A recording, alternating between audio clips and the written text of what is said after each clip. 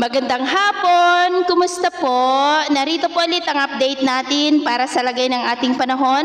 Ngayong hapon po ng October 1, 2023 na kung saan sa ngayon ay patuloy pa rin po ang paglakas ng hanging amihan gaya po ninyong nakikita dahil po yan sa hinahatak pa rin ng bagyong si Jenny na patuloy rin po ang paglakas at sa ngayon ay nasa layo na po ng 722 km east ng Santa Ana, Cagayan habang taglay po ang lakas ng hangin na umaabot na sa 110 kilometers per hour.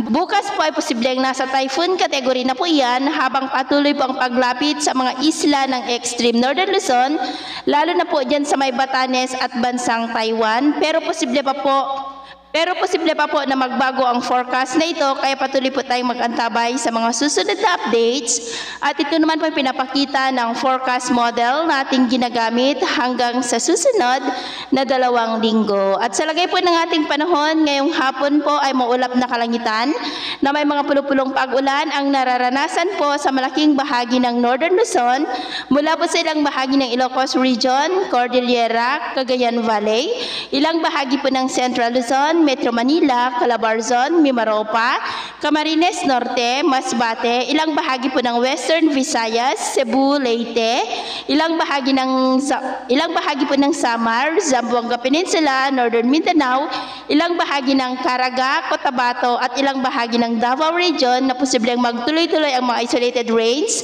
sa mga ilang lugar po hanggang mamayang gabi, kaya mag-ingat pa rin po tayo sa banta ng mga pagbaha at pagguho ng lupa, lalo na at posible pa rin ang may kalakasan ng mga pag-ulan sa ilang mga lugar po. Sa atin naman pong mga baybayin, wala naman po tayong nakataas na gale warning signals, pero iba yung pag-ingat lamang po kung papalaot tayo para mas makaiwas sa mga sakunang pangkaragatan. So, yun po ang latest update natin sa araw na ito. Tagpumuli si James na nagsasabi sa kahit anong pagsubok po na darating sa ating buhay, huwag na huwag po tayong mawawalan ng pag-asa. Thank you and God bless!